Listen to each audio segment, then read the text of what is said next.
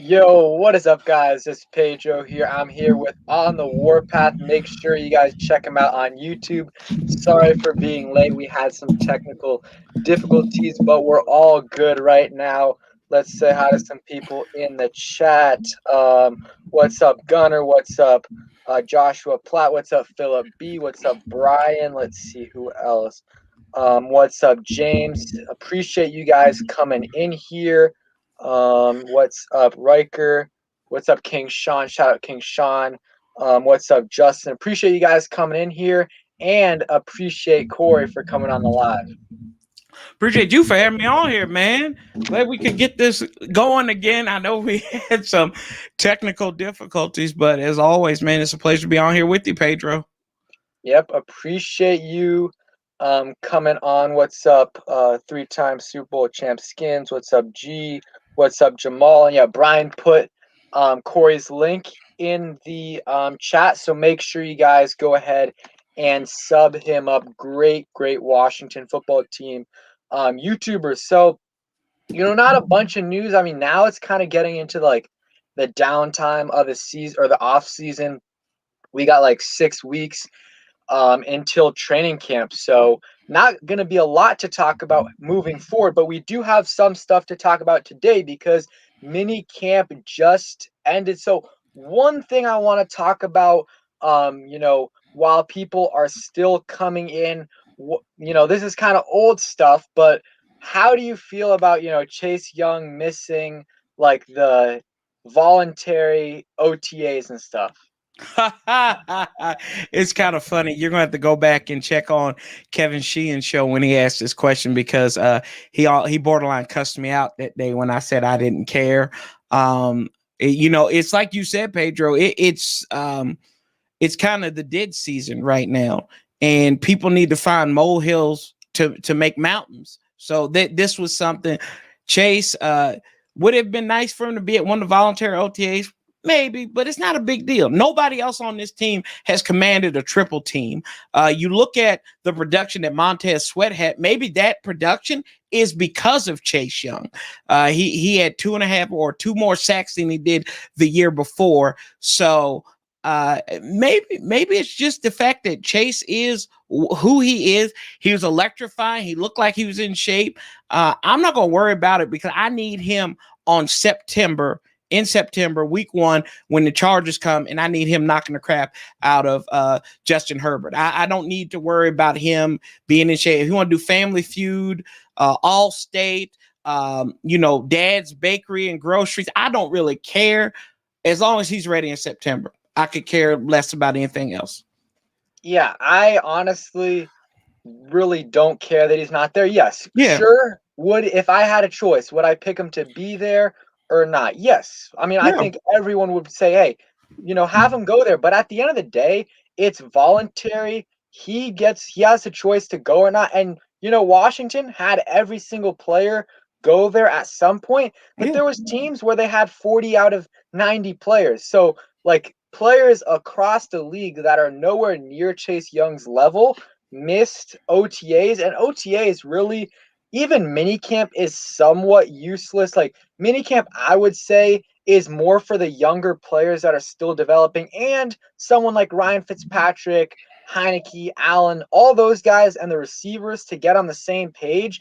But like the linemen, offensive and defensive, really not really that important. It's more conditioning, and Chase can easily do all that conditioning himself with his own personal trainers. So in my opinion, it's not a big deal at all that he wasn't there.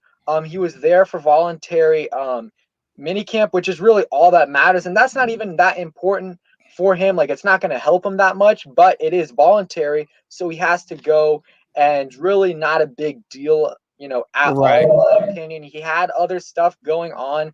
And really, even if he didn't have, a lot of things going on, it's voluntary.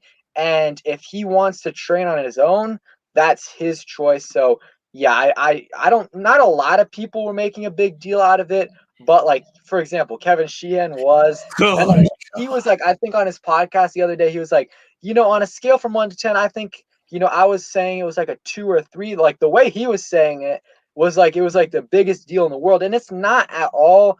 But yeah, that's all we'll talk about. Let's see some new people in the chat. What's up, Armin? Appreciate you coming in. Uriah, appreciate all you guys for coming in. Steven, One Life Music, and yeah, I agree with you guys.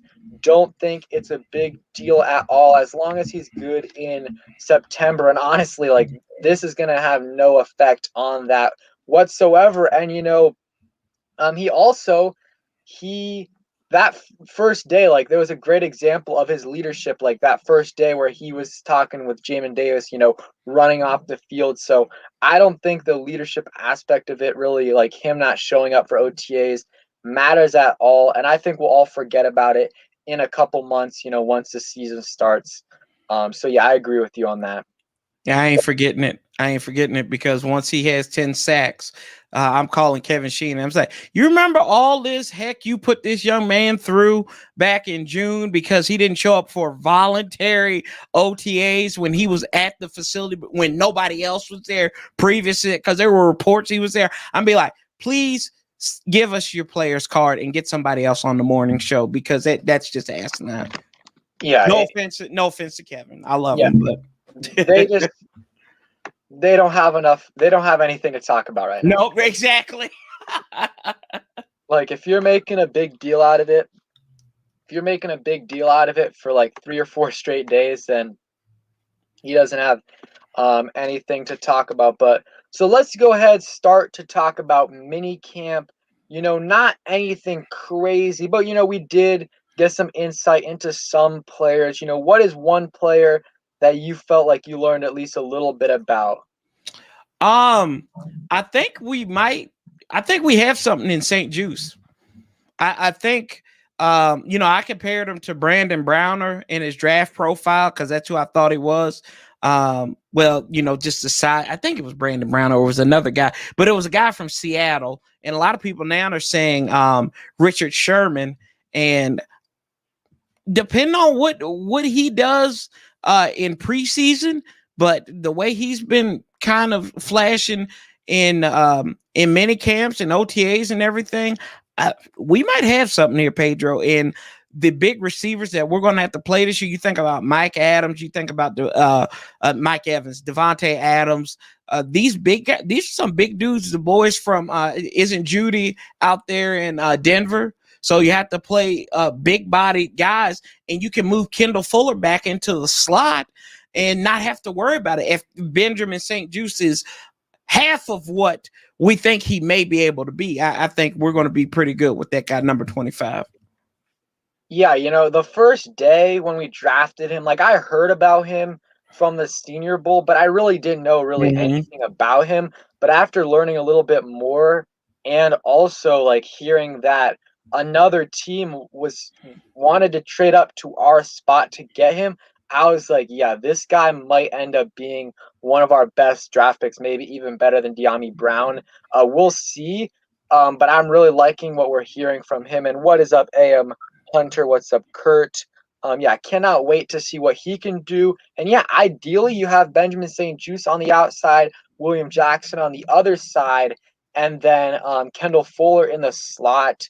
That would be great in my opinion. I think that was probably the biggest takeaway. I also think like I have a pretty good idea of the receivers that are going to make the roster. In my opinion, I really think the locks, like I think if these guys are fully healthy, I think Terry, Curtis, De'Ami Brown, Adam Humphries, and Cam Sims will all make it. I really feel confident about that unless someone gets hurt. I really think that all those guys are going to make it. What do you think about those 5? I think Humphries might be on the chopping block. I really do. I think at the end of it, I know he's a guy that Fitzpatrick had in Tampa, and they had a good year, or he had some good games with them. But Dax Milne is a guy who is a pretty good route runner. He might not give you as much as you need there, but a lot of these undrafted third day wide receivers are pretty good slot receivers. and he doesn't have an issue of injuries from what I understand at BYU. So I think that's going to be interesting competition. I don't know if Humphreys is as big as a lock as a lot of folks are making him out to be. A lot of people have said DeAndre Carter, and I kind of laugh at that because that dude's just a camp body. He's not going to be here for any significant time, or he may be a practice squad guy. But Humphreys right there is the one that I think is very interesting, Pedro, that I would probably be like, I'm not sure if he's a lock or not. Yeah, I'm not gonna say he's a lock, but I think he's gonna make it just from hearing like a lot of these reporters, like what they've been saying, like what they're hearing. Like I think Kime said like there's no chance that Milne beats out Humphreys. Like if he makes the roster, like Humphreys is also gonna make it. So I don't know. I think like the thing that like makes it like, oh, it might be possible that he doesn't make the roster is one, obviously the injuries, but also the contract is very, very cheap. But if I had to choose, or if I had to guess which receivers I think make the roster, I'll go right now, and then you can go ahead and give me your predictions. So I'll go Terry, Curtis, Deami Brown, Cam Sims, Adam Humphreys. So those 5 right there, AGG. So those are 6. If we keep 7, that's where it gets tough. That's where it gets tough because then it's between Dax Milne and Kelvin Harmon, in my opinion. So give me first your 6, and then you can go to we'll talk about 7. And everyone in the chat, go ahead and put that in too, and we'll go through some of them. Yeah, so I think you and I are going to agree on the top 3. So it's going to be Terry, Curtis, and Diami. But after that, I think there can be a little bit of. I think there's going to be a little discord. I think I like Kelvin Harmon, and if he's healthy, I think he's going to be all right. Now, could they make him into something like Niles Paul was? Right, he started out as a wide receiver and turned him into a tight end if they value him, kind of like what the Shanahans did, but we'll see there. But I like Kelvin Harmon. I like Cam Sims is so inconsistent, and I think it'll come down to him and AGG for that last spot, for that very last spot, number 6. And then I think it'll be a battle between Humphreys and Milne as well, for that kind of like that slot guy. So yeah. I think right there. So I guess you would say my last 3 would be Harmon, Milne, and I'm going to say Sims.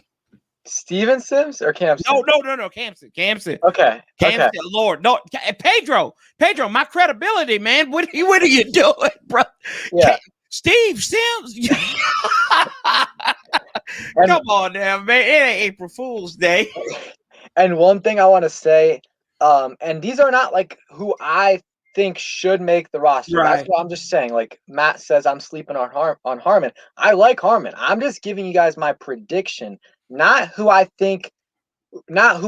would personally choose to make the roster. So the reason why I think AGG will make it over Harmon, in my opinion, is first Harmon, 6th round pick, 2019. AGG 4th round pick. So one, obviously 2 rounds higher. That's not too big of a difference, but it is significant. Also, you got control over AGG for 1 more year than you do with Harmon, and Harmon was a pick from the previous regime.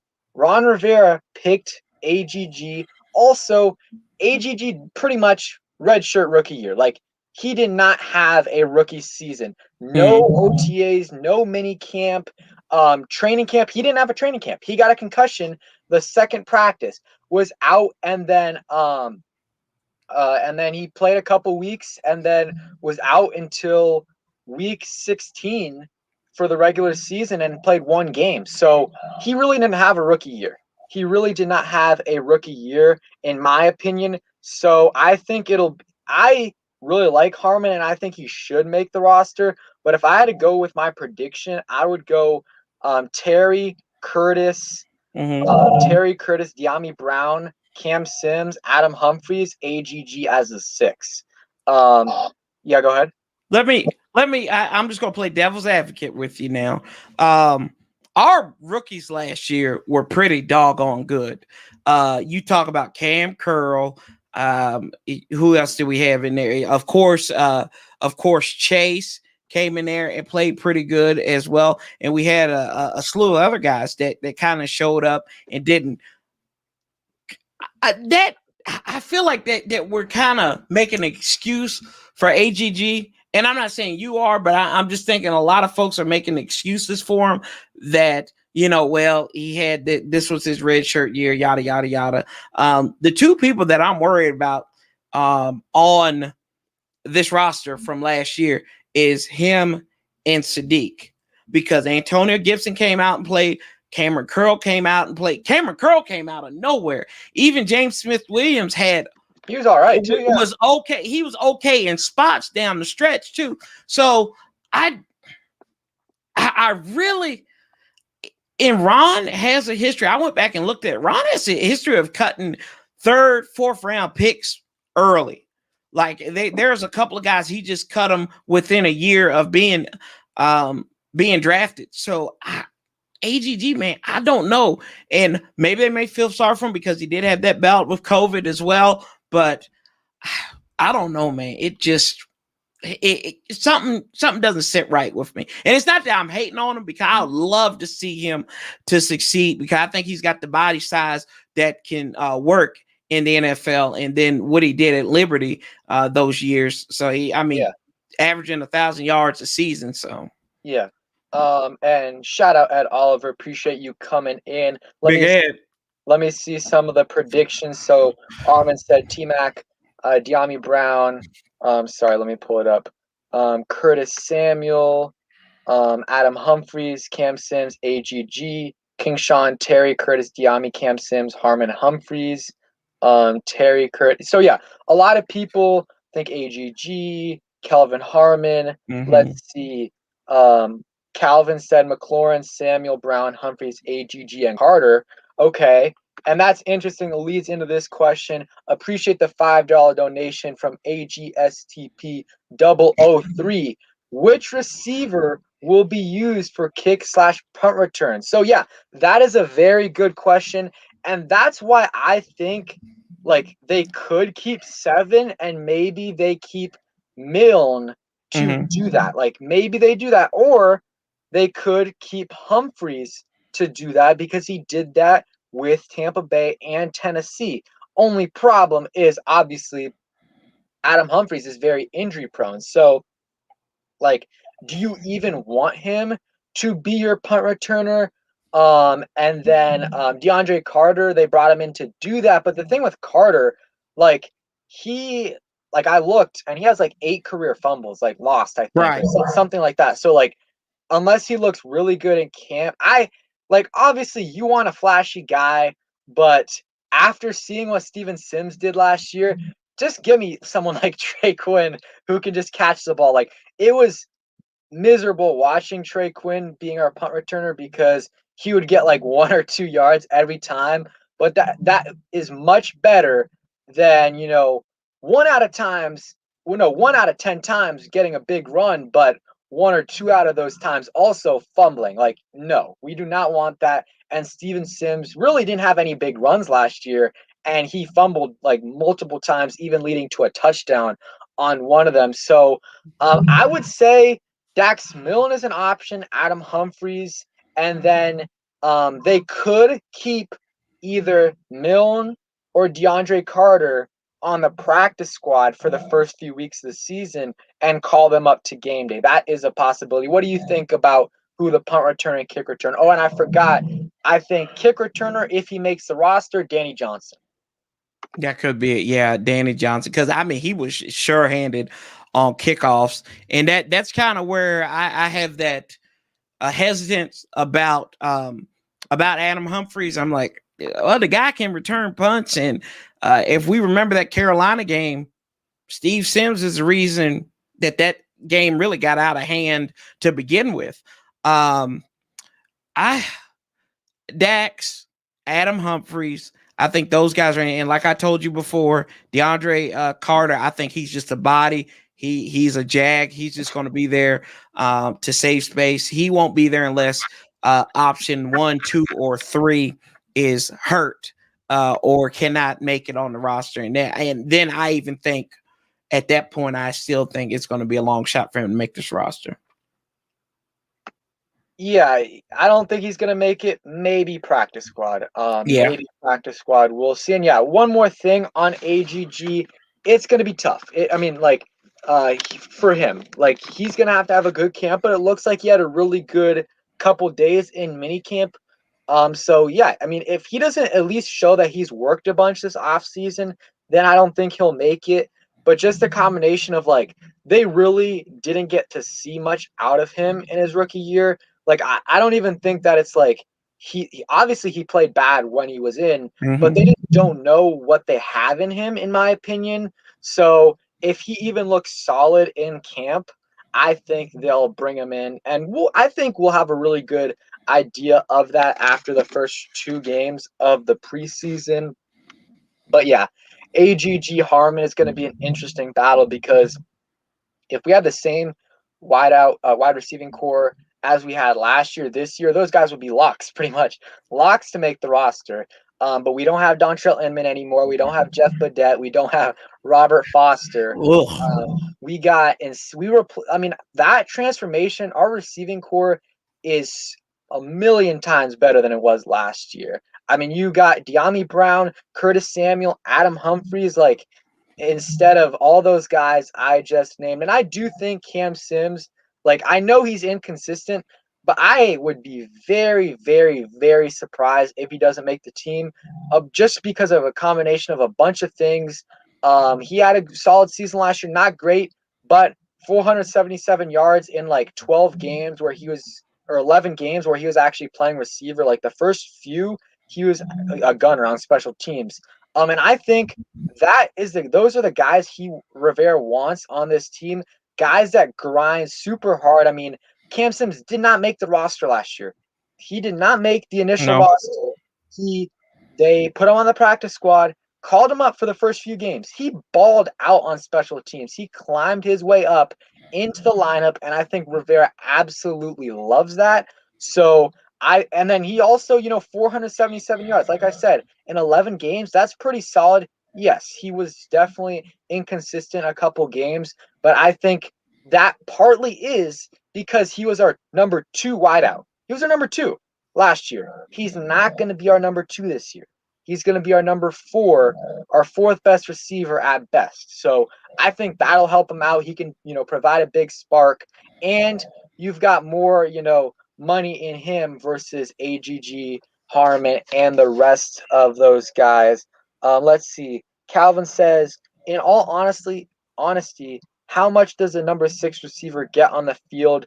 It would make sense to keep the best punt returner, kick returner for that spot. I get you. I mean, I think the thing about that though is like just with the injuries, their receiver, so many like little injuries that linger where you do not want, like, that's really why you keep a 5th and a 6th receiver, because really eventually those guys are going to be your 3rd or 4th receiver at some point in the season. Someone's going to get hurt. I mean, Terry last year, did he miss? He missed a game, right? Yeah, Terry missed a game. Terry did miss a game. Carolina game. He was playing hurt. Steven Sims missed a bunch of games last year. A bunch of our receivers missed games. So I do think though that they should, like, if they keep 7, I think they might have that 7th receiver be Milne, I think, because he can be that punt returner and not an electric one, but he can just catch the damn ball. And that's yes, exactly. That's what we need. Catch the damn ball. That's all we need. Thank you, Pedro. Because you remember, like when Trey started feeling the punts back in 2019, everybody was like, God, this guy's terrible. God, this guy's terrible. Put Sims in there. Put Sims in there.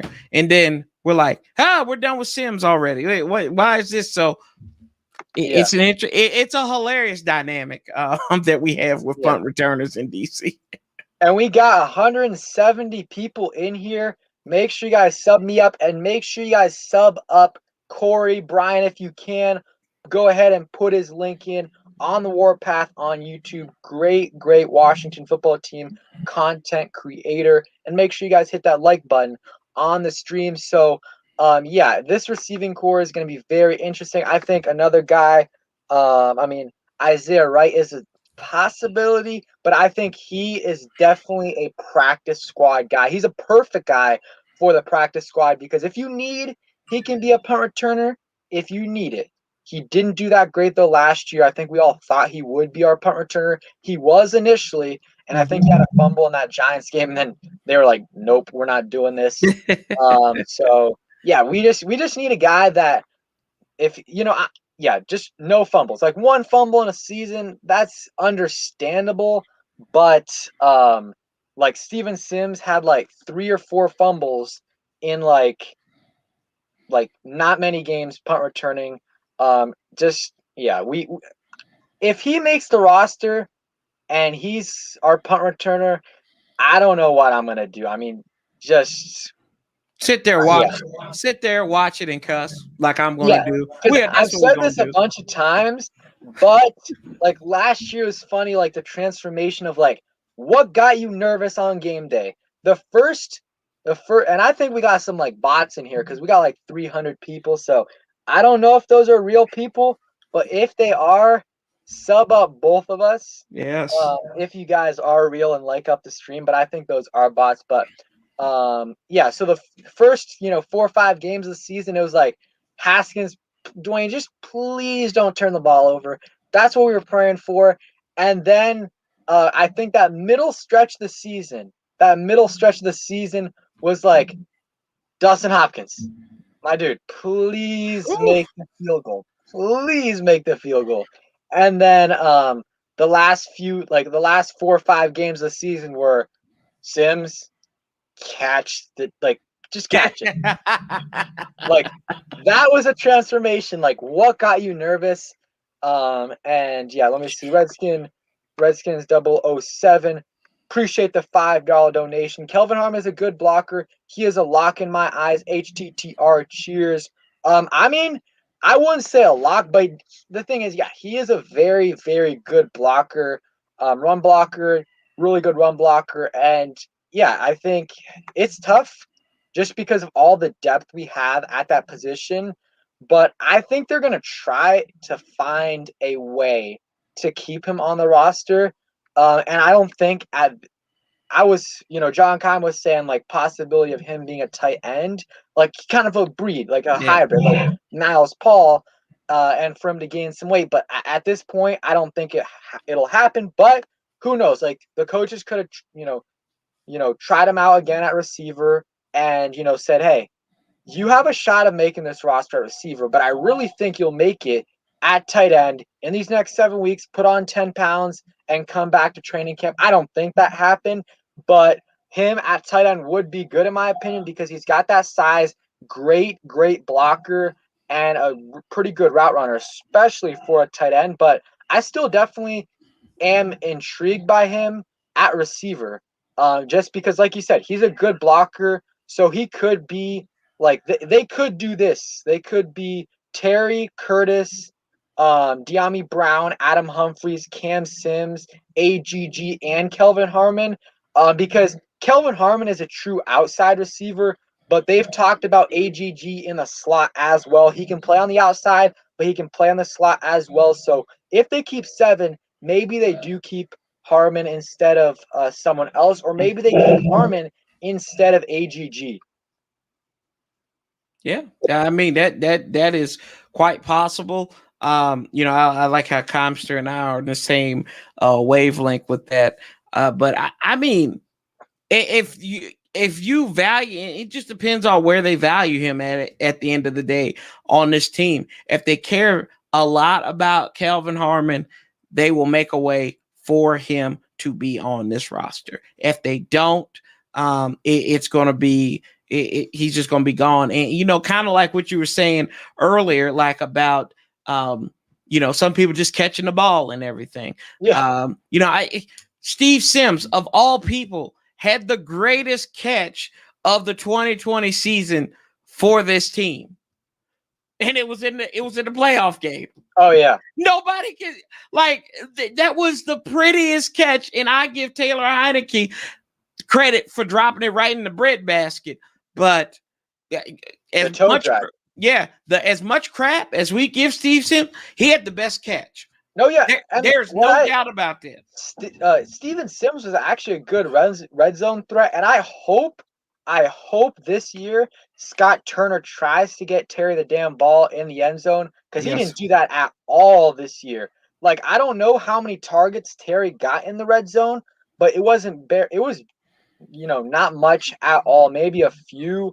Another thing Scott Turner needs to work on, and again, Redskin 007, appreciate the donation. Another thing he needs to work on is 2-point conversions. We had 7 or 6 last year, didn't complete a single one. And, honestly, that obviously cost us the Giants game, and it cost us a few other games as well. The Seahawks game, we didn't lose, I would say, because of that, because, we should have never had to go for 2 because Dustin Hopkins missed the extra point. That's another thing that, we got a lot of games we lost because of Hopkins this past season. Barrett Downing, appreciate the $5 donation. That punt returner slot is crucial because it will decide us so many games. So they have to get this right. And I agree. And you definitely lose and win a lot of games on special teams, and really not because of having these flashy plays, but you just can't turn you can't turn the ball over and stop with these stupid penalties. Like, honestly, I think the safest thing with everything, punt return, fair catch.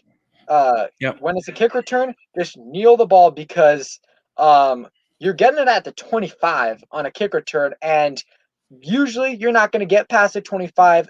And the second point, half the time anyways, you're going to get a penalty from someone on your team gets a holding or legal block in the back. So, special teams, very important. We'll see. We will see who they, have at that role. Danny Johnson, though, could be your kick returner if they, because our cornerback depth, deep down, our 4th, 5th, and 6th guys, isn't that great. So maybe they end up keeping Danny Johnson, and he could be your punt returner and kick returner. Did an okay job last year at kick returner. Didn't decide to take many out, which honestly, like I said, isn't a bad idea.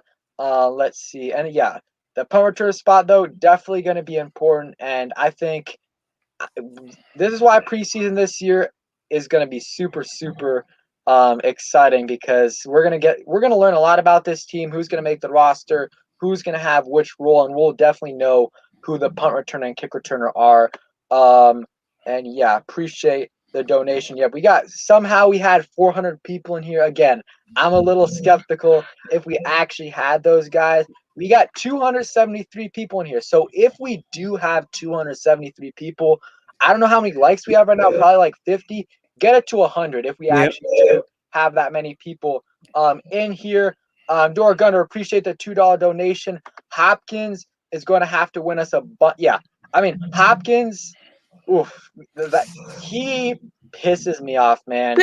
He has cost us so many games. He cost us in that, what was it, 2016 with the was that the year the Bengals, the Cowboys that year. Mm-hmm. Man, it pissed me off. And this year he cost us at least one Giants game. He cost us the Lions game. He cost us the Seahawks game. And that's if he makes kicks, we get at least a couple games, which really changes our outlook on the season. So I just need Hopkins to be solid. Just, we don't need to have him be making these 55 yarders, but just make the easy ones. Make the 45, 40-yard ones. Yeah. I'm not gonna give him fully the blame on that Detroit Lions game. Chase shouldn't have hit. He shouldn't have hit Matt Stafford in the back, but that's it goes back to, and I think he was injured too, because if you look at Hopkins' career, he hasn't been. He's not the greatest, but he's not the worst. He's a good kicker. I will say he's not great, but he is a good kicker. And he's never really been put in a lot of clutch situations because the team's just been awful, or they've won it on a whim or a touchdown, just stopping. Being on a last minute stand, like in 2016, you think about those early when we started out like 4-2. A lot of those games were last drives, us stopping. I remember thinking about when we played Minnesota that year, and it came down to the last drive where the defense is in there. Now, I'm not a Dustin Hopkins apologist. Don't get me wrong there. I think we need to bring somebody in there to compete with him, to push him a little bit, but I'm willing. The injury, I think that groin injury really messed with him because he was pretty much automatic down the stretch. I think that to the point of the Seahawks game, I think that was one of the last games where he actually missed a kick in. Yeah, he was pretty good down the stretch. So we'll see. If he's healthy, he better have a good season. Mm-hmm. So okay, one thing I want to talk about, and I'll probably end up making a video on it, but I like it gets me a little bit annoyed, like and I understand we're playing a bunch of really, really good quarterbacks this year. But I think the first place schedule narrative is so overrated in my opinion. Like people, and I'll give you guys my thoughts on why, but people talk about, oh man, we're not going to be able to win more. This, like a lot of Washington fans, we're not going to be able to win more games than we had last year because our schedule is so hard this year. And what I'll say is we still play the NFC East. And yes, they're a little bit more improved, but the Eagles, in my opinion, aren't much better than they were last year. We'll see what Jalen Hurts does.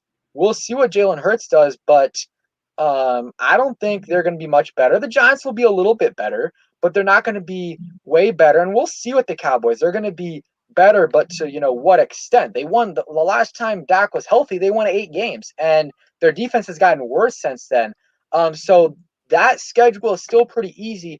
And you see what we played last year. We played the NFC West with the 49ers, who, yes, they were hurt, but they were an all right team. We played the Rams, who won 11 games. We played the Seahawks, who were a playoff team, and the Cardinals, who were almost a wild card team. We played the AFC North, 3 11-win teams. Mm-hmm. Like, it's not like we played a cupcake schedule last year. We played a hard schedule besides the NFC East. This year, still play the NFC East. And honestly, the first place schedule isn't as bad as you think it is because, okay, here are the games, because 14 out of our 17 games are going to be the exact same as the rest of the division. So the Giants, Cowboys, and Eagles are going to play 14 out of the 17 games we play, or opponents. The 3 that are different, the Packers, the Bills, and the Seahawks. And yes, those on paper, those teams look great. And the only one that I think is really, really like not great for us is the Bills. That is going to be a tough game to win.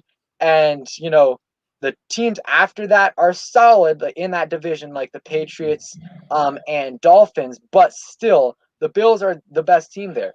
Then we go to the Packers. The Packers, if they don't have Aaron Rodgers, we win that game in my opinion. So, and that there's definitely a chance that happens. Like, who knows? We'll see with that. And then in the NFC West, we play the Seahawks, and the second and third place teams in our division are going to have to play the Rams and the 49ers.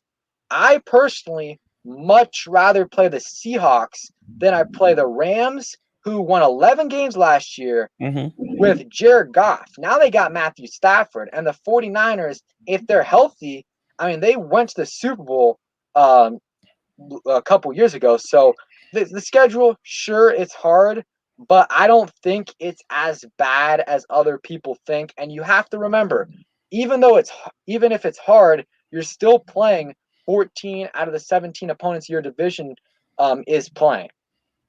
Yeah. I kind of going back to what you said about Green Bay, I think they're a mess. Even if Aaron Rodgers does come back, I still think that I don't know. It's so fractured there. I think it's going to be very minimal. What has Seattle done to protect to protect Russell Wilson? Nothing. It's like, so if you can get a guy, if the defense can lock down and take care of a mobile quarterback finally, that could be a W. Buffalo, I'm just gonna say it right now, I'm just gonna write that off. I'm just gonna write it off right now, because I don't think you're gonna go up to Buffalo and win a game. I just think in September, Buffalo's got that crazy rabid fan base. And I don't, let's be honest with you, I don't know who our quarterback's going to be when we go up to Buffalo. There you go. There you go. And there's your little cracker. There's your little cracker, Pedro. Isn't our Buffalo game week 2 or 3? Yeah. I don't know who's going to be the quarterback. All right. And I don't know. All right, and Gunner, I appreciate the $2 donation. I should replace Hopkins if it comes to it. Hey, I mean, it might come down to it this season.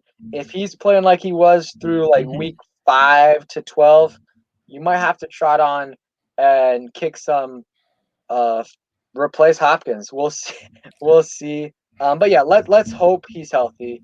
And he doesn't have to be elite, but over 80% at a minimum. I think he was like 77% last year, 78. You got to be like 80, 85 and up is like solid. So, and hey, I guess now since we're on the topic, let's talk about Heineke versus Fitzpatrick, because here's the thing. I think Heineke definitely has some potential.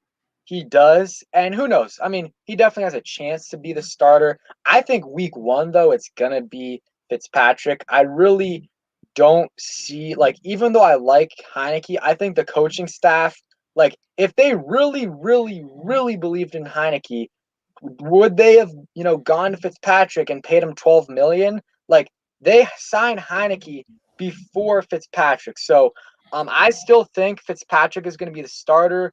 And we'll see about Heineke, though. He did gain 15 pounds this offseason, so that should help. That should help with his durability. But, like, from a lot of the reporters, like, and, just from expectations, in my opinion, I think it's going to be Fitzpatrick to start. And I would be surprised. I don't think he's going to have that short of a leash unless, like, if Heineke absolutely balls out in the preseason, if he balls out, then there's definitely a chance like that Fitzpatrick will be on a super short leash. Like if he has a game where like we lose because he's turning the ball over, like early on, like week 1, week 2, then he's gonna be on the hot seat, and Heineke could definitely, replace him. But I think Fitz, a lot of fans are kind of like, I wouldn't say giving Fitzpatrick crap, but I think that he deserves a little bit more credit than he's getting. And Corey's not necessarily one of those guys. Oh no, I am. I am. You can. Okay. You don't have to be. You don't have to defend me on that. I am. I am. Okay. Like Fitzpatrick, like I know, like it's just numbers, and numbers don't tell the whole story. But last 2 years, so not this past season, but the last 2 years, his QBR has been 8th in the NFL. Last year, 5th. Last year, he was the best quarterback in the NFL. Better than Patrick Mahomes, better than Aaron Rodgers, under pressure. Like, according to Next Gen Stats, best quarterback rating when he was under pressure. So, out of any of these quarterbacks. So, I don't think he's going to be elite. But if he can be like that 15 to 21 ranked quarterback in the NFL, that's going to be a huge, huge, huge upgrade over what we had last year with Haskins, with Alex Smith, who, Alex was solid for the first couple games where he started, but once he got that injury, he was terrible. We'll see, though, with Heineke. With Heineke, it's like this fan base absolutely loves this man. And I put it in the thumbnail too, like Heineke possible franchise quarterback. But with him, it's just like just as a little teaser, but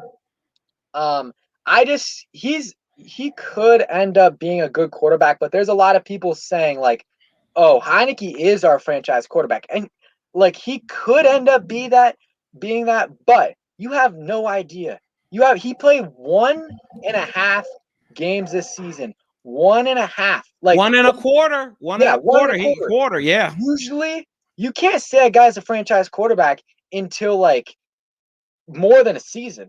Right. Even one season, like even with Joe Burrow, we like we know he's gonna be a franchise guy, but we still there's still some questions about his injury. Like, who knows? So there's a lot of guys where like you gotta play a full season before like you can say this guy's gonna be the franchise quarterback. So he has potential. He definitely does, but I think we gotta slow down a bit before we call him the franchise quarterback. Let him at least see him in the preseason, and then if he plays this season, then let's see it again before like we have these expectations super high on him and then just be disappointed. And another thing, durability concerns, like he's gotten hurt every single game he's played, even got hurt in the OTAs this year. Oh So yeah. yeah, Yeah. yeah, that'll happen to anyone. I'm just joking about that, but I mean, gained the 15 pounds. Let's see, let's see what he does with that, and let's see if that helps him out. But with Fitzpatrick going back to him, I think he's going to be solid this year, especially with the weapons we have on offense, much better than what he had last year, and he's still putting up solid numbers. But what are your thoughts on like the Heineke hype, Heineke hive? Okay, so anyway, Taylor Heineke's been cut more times than he started in the NFL, but we won't touch that, right? No, I agree with you 110%. I think we need to cool off on this. I've said it, I've made the argument before that if this was a different type of playoff game and they actually had opportunity, like he doesn't have any tape on him. He didn't have any tape. His only tape going into this year is that playoff game, is a full game of tape. His only start that he had in Carolina, he was hurt in. So I don't. I want us to kind of peel back and be like, hey, could it be possible that we just have 3 below average quarterbacks? It's possible. And even to your point about Fitzpatrick, better under pressure than Mahomes, I would argue, look at the sample size with that. Now, what's the sample size? Great. Mahomes is going to be a whole lot higher, so it's going to bring that percentage down, and his is going to be lower, which is going to bring Fitzpatrick, which is going to bring that up. Like, I'm not trying to shoot him down, but and I said this before. We've seen this. Everybody's seen The Sixth Sense, right? We find out Bruce Willis is dead at the end, and we're shocked. But if you see it 16 times, Pedro, you're not shocked anymore. You know the kid can see dead people, and Bruce Willis is the dead man walking, literally. So that's what Fitzpatrick. I've seen everything I needed to see out of Fitzpatrick. I know that he is not good in big moments. I know that when the pressure Hey, is you see that Raiders game? The Raiders game, they needed to win that game, the Dolphins, to stay in playoff contention. They had 16 seconds to go from the 25 or no, the 20 to get to a field goal. The man gets on the first play, gets his face mask pulled off, does a no look pass right away in the right. clutch, 10 seconds left, and then because of that, they win the game. Fitzmagic. But here's the Would last they have thing. beat Buffalo? Would they have beat Buffalo that next week? I don't think that they would have beat Buffalo. They would have definitely done better than what they did with Tua. And who knows what Buffalo would have done? Like, because Mhm. I think Buffalo just killed them in the first half, and then after that, they kind of pulled their starters. So, well, yeah, I mean that's really irrelevant. But, yeah, I mean Fitzpatrick. The thing I'll say with him, his best football last couple of years, he's been pretty good. The last couple of years, like the last 2, 3 years. So the first 13, 14 years of his career, I mean, he's a journeyman, but the last couple years he's played some solid football. And, at the end of the day, we can't really know for sure until he plays. Exactly. But I think he's gonna be better than people think. And hey, if he isn't, I'll own that because I haven't been like the Fitzpatrick fan club like leader, but I still think he's gonna have a solid season and be good enough to win us some games. Will he have some games where it's just like you're scratching your head? Of course, but he's also gonna have some games where he really surprises you. Let me see some other comments. Um, Red Wing said Fitz beat Brady with all three of the Patriots division rivals. Yeah, I mean, in that last game, he sent Brady. I think that's the reason why the Patriots didn't get the first seed that year. Exactly. They beat him. Philip B, appreciate the $5 donation. Oh yeah, we need to talk about this. I forgot. Do you think Reyes improves enough to make the roster, or is he going to the practice squad? I'm Team Fitzmagic for this season too. Yep. I think Fitzpatrick, like I said, I'm excited to see him play. A little nervous, but also excited. But with Reyes, I think it'll be very, very, very telling the first week of training camp if he makes the roster. And I know this might seem crazy, but I think we will know if he makes the roster Mhm. after 1 week of training camp, and here's why. He's never played football. He played 1 week of high school, but he's never played in an actual game. So he is like the rawest you could possibly be. Like he just doesn't barely know. He knows barely anything about football right now. He's learning, and I think he got rookie mini camp for like a week, got a couple weeks of OTAs, and got another week of mini camp. So he just got a ton of information that he's taking in, a lot. And he's a super, super hard worker. So let's see what he does in these next 6 weeks. What does he do with all that information that he just got? If he does take that in and look super good week 1 of training camp, who knows? The depth at the tight end position is not great. There's a possibility he makes the roster. My opinion, though, I think he'll probably be a practice squad guy unless they really, really like what he's doing and they try to keep him as the fourth tight end. I don't like it's hard to keep four tight ends though. Yeah.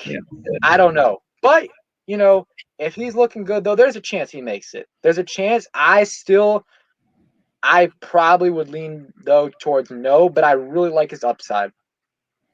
Yeah, I think that I don't think Samus is going to be on there. I think because that international player thing, they actually get to put him like on a No, they can't because okay.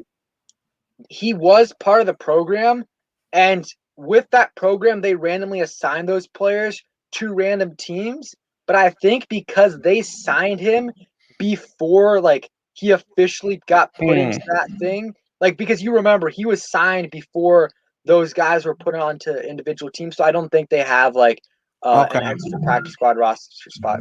Okay. Not like they did with David Bottle last year. Okay.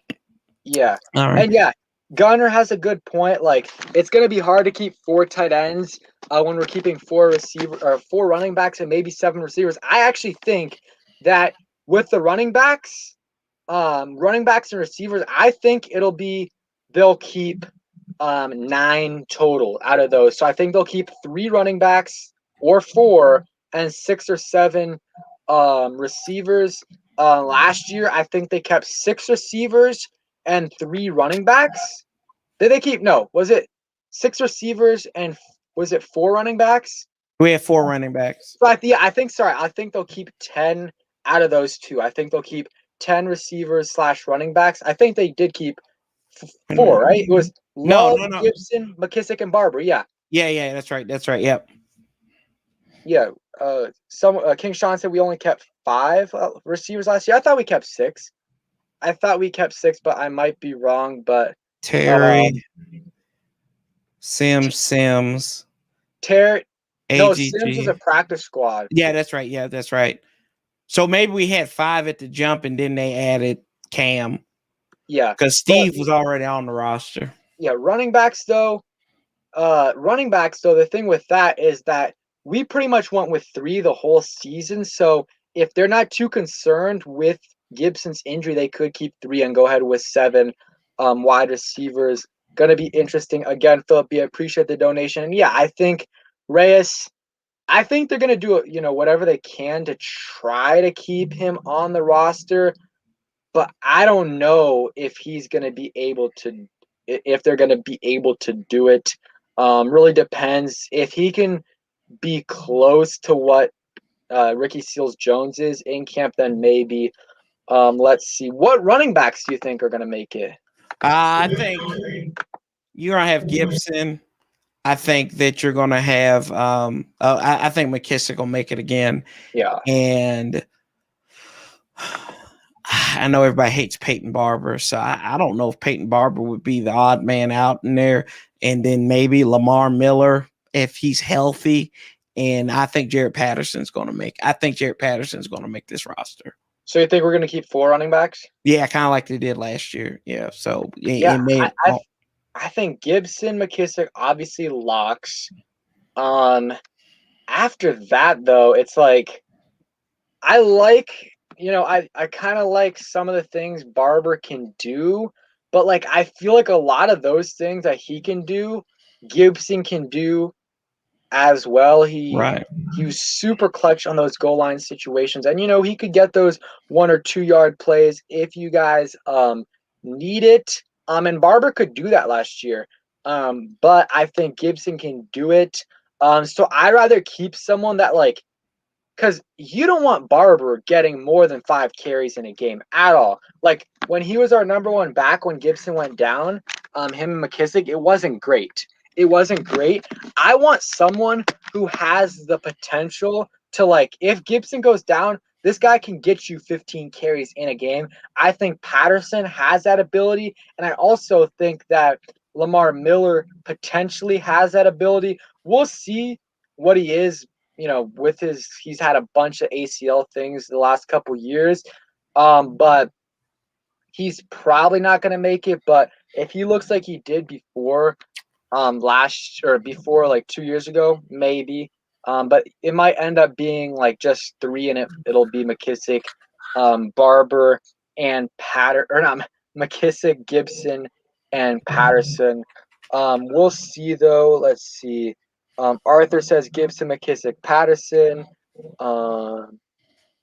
Let's see. Gunner says Miller's a camp body. So yeah, I mean we'll see. Running back is going to be interesting. King Sean says Gibson, JD Patterson, and Barber. But the thing is why I think it might be 3 is because they're going to try to keep 7 receivers, and it's going to be hard to keep 4 running backs and 7 receivers. Yeah. Yeah, I can see that. Them having 3 3 running backs. I can see that. I just don't know. I mean, Barber was good in spots. Like you think about in both Philadelphia games. I mean, he had some nice runs to kind of seal up the game. He had those 2 touchdowns in that game as well too. So, we'll see if. But I think it's going to be odd man out with Peyton Barber most likely. Yeah. Well, yeah. Running back though, I feel pretty good about it. It's just going to be like really. It's going to come down to Gibson because if he gets hurt, like it's not going to be good. And I think that's the same with a lot of teams, but we don't have another guy, at least that we know of, because we can't say we have that in Patterson. Got to see it first. Like, got to see at least in the preseason first before we say he can do that. What is like one thing that you're looking forward to seeing in training camp? I know it's early, but what's one thing? I really am. I'm excited to see this quarterback competition that that Ron Rivera said is going that's going to be held during training. I don't believe him. At the end of the day, as much as I will give him grief, I think Fitzpatrick's going to be the starting quarterback, and they're going to go as far as he takes them. But I am looking forward to see who's going to is Heineke going to be enough to make us say, there's a possibility, or it's just going to be like Fitz needs to ride this all the way, and we're going to ride and die with him. That's my big question. And then I really want to see what's going to happen in this secondary safety. I think strong safety is a big question. Free safety is going to be interesting as well because you do have Miller now. But, Jeremy Reeves played okay. And when you've got a good defensive line, you can get away with having decent, a slightly below average to average safety back there. But I excuse me, not Miller. It's McCain. Excuse me. Sorry. And I think the strong safety Cam Curl too. I think it should be Cam Curl. I know Landon is getting paid this money, but Landon's done nothing but collect a lot of tackles and get burned all the time. He's absolutely done nothing on this defense. He's a liability last year. And I want to see Cam Curl rise up and take this spot from him. So there is no question. Yeah, and let me see. Red Wings appreciate the $2 donation. Wish they just give teams a 60-man roster. I mean, it would make the decisions a lot easier. Yeah, but that's why these guys get paid the big bucks. I mean, it would be much easier to predict the rosters. And hey, they might eventually, with this 17-game season, go to 55. Because what wasn't that something that was going on? Is that still? Is it the same thing as it was last year? Was you get 53, but you get a call up 2 to game day, or are they keeping that? Or are they just going to 55? Do you know? I'm not sure about that. I'd be lying if I said yes or no to that. Yeah, let me in the comments right now. Let me know if you guys know in the comments down below. Let's see. Yeah, we're talking a lot of people in the comments talking about the name change. Oh Lord, get over it. That's what I look. We all hated it. Fans of the team, we've all hated it. But get over it. We got our stuff. I'd rather them talk about football than about the name and people being snarky about that. So it is what it is. We lost it. Oh well. Yeah, it sucks. It really does. But I mean, I don't necessarily root for the team because of the name. And that's just me. Some people really did. But and it sucks because there was a lot of history behind it. Yeah. And I'm not going to talk about it too much, but I feel like the people that were offended by it more were not the Native Americans, and we're getting into a whole debate here because some of them definitely were offended by it. Right. But it's unfortunate that it got changed. But at this point, it's been 1 year. It's almost been a year at this point. So we'll wait, to see if it sticks at the Washington football team or we get a new name. It's I don't like the Washington football team name, but at this point, it's I don't know. I really don't want to go through another transition where I'm trying to get used to another name for another year, but it's probably gonna happen. Let's see. Roger Smith said Le'Veon Bell is still out there. Would give him 1-year deal. I wouldn't do that unless Gibson's injured. If he's injured, then we're gonna have to get someone else. We're gonna have to get someone else as our number one back, in my opinion, because Gibson or McKissick can be that third down, but he can't be that workhorse back. Sorry. Yeah, hey, we need a workhorse guy in there. That's exactly what we need. And Gibson's not an every down back. McKissick is pretty much a wide receiver who can run the ball. So it's going to be interesting. Is Patterson going to be that guy that can be a workhorse like a Maurice Jones-Drew or maybe a Michael Turner or who was in Baltimore? Ray Rice, maybe. Who knows? So we'll see. Yeah, and we're gonna we'll do a few more minutes today, but I want you guys to comment down some questions you guys have. But one thing, I made a video about it yesterday, but and it was a quick one, but Luke Kuechly met with the Washington football team linebackers over Memorial Day weekend. I love that. I really do, because I don't think it's gonna make a huge impact on them, but it will a little bit. Like McKissick, or not McKissick, Jamin Davis is super raw. And him, being able to talk to him for whatever it was, 1 hour, 2 hours, 3 hours, is huge for him. I mean, Luke Kuechly was a beast. And same thing with Cole Holcomb. Same thing with Khalid Hudson, who I'm high on. I really like Khalid Hudson. I love that Ron Rivera did that. And who knows? Maybe he could get a role later down the line as something. I don't think he would want to be a coach.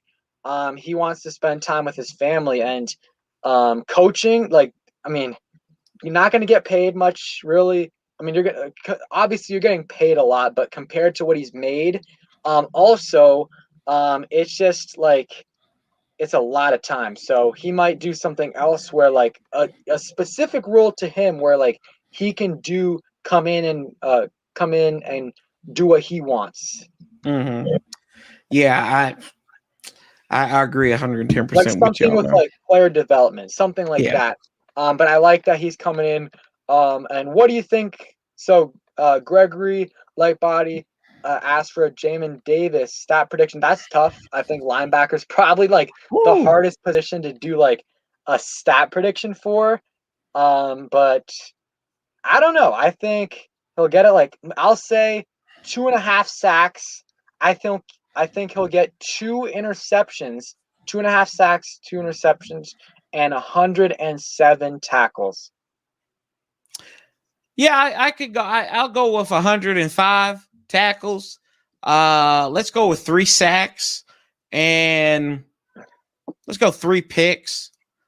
One to the house, maybe a house call up in there somewhere. So, I think I think Jamin Davis, and a lot of people are like, why did they draft Jamin Davis that high? And I'll say this. I think I may have said this on here before with you, Pedro. If we can't trust Ron Rivera and Jack Del Rio to make the correct linebacker pick, we have a lot of problems. Yes, because that is one thing that they should be able to pick in the back of their sleep.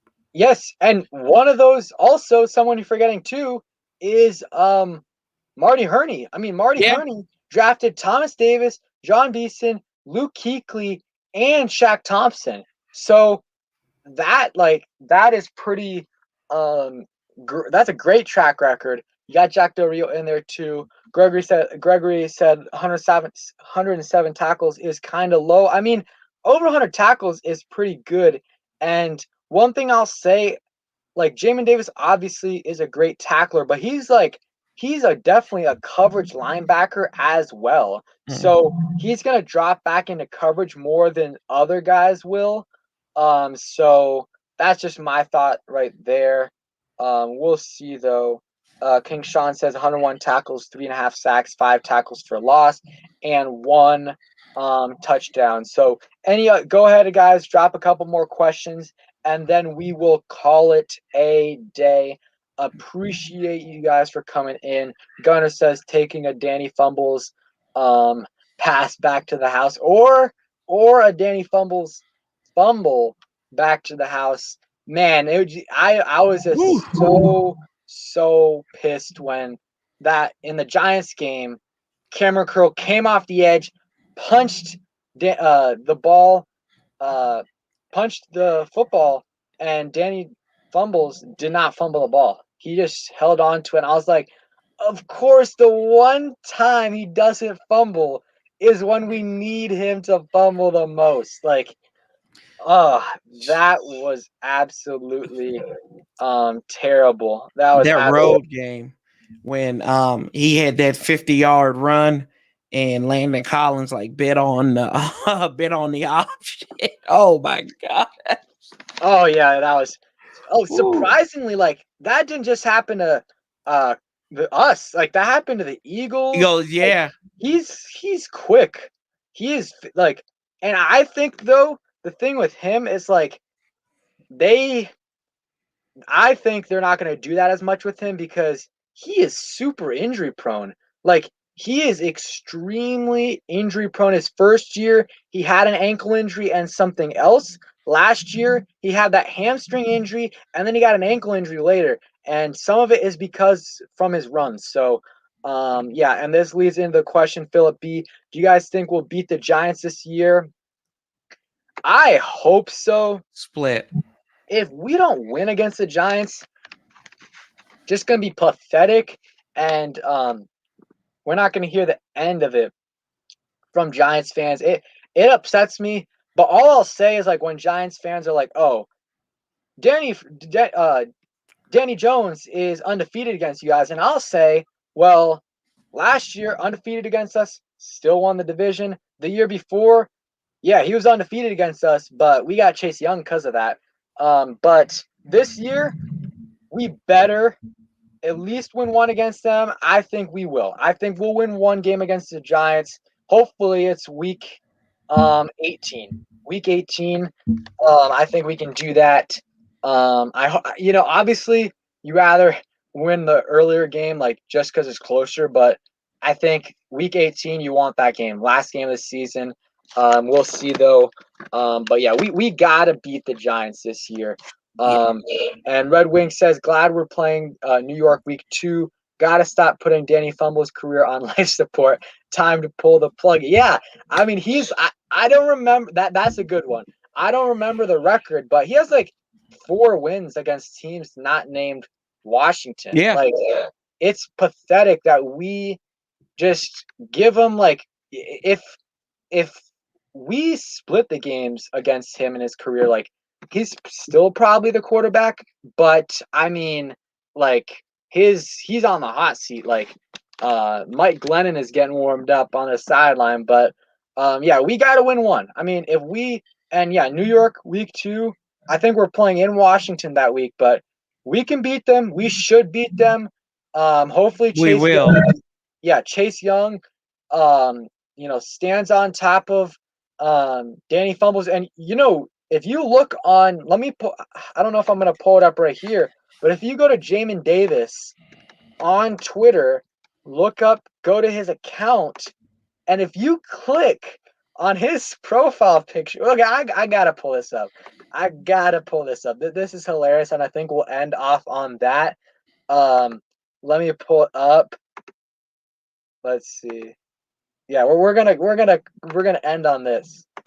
You pull up, look at the profile picture. Ah! Oh Look, yeah. look. So let's hope actually Jamin Davis is standing over Daniel Jones. That is. I I saw love that it. like the day after, and I was like, damn, that's funny though. And I love that. And I don't know if a lot of people have noticed that, but it is pretty funny. And that definitely is Daniel Jones there. I'm not sure why he picked that picture. But I love that. How about you? Oh, I love it, man. Anytime he's knocking out opposing quarterbacks, whether it's Dak or whoever's going to be the quarterback in Philadelphia, I'm all for it, man. It's good that we can flex our muscle, and if Jamin is what he is advertised, oh, we're going to have a good time. We are going to have a good time with them. Yep. So yeah, I think we're gonna end it on that note. Appreciate you, Corey, a lot. Make sure you guys check him out on the Warpath on YouTube. Great Washington football team YouTuber. Make sure you guys go ahead and check him out. Appreciate you for coming on, man. Yeah, appreciate you having me on, Pedro. Proud of what you're doing, man, and keep on being the goat that you are, buddy. Yep, appreciate that. And yeah, we're gonna have a couple videos out this week, and I might even have a a Taylor Heineke hype video for you guys. We'll see though. Oh, Appreciate, tickle me impressed. yeah, appreciate you guys. Yeah. Peace.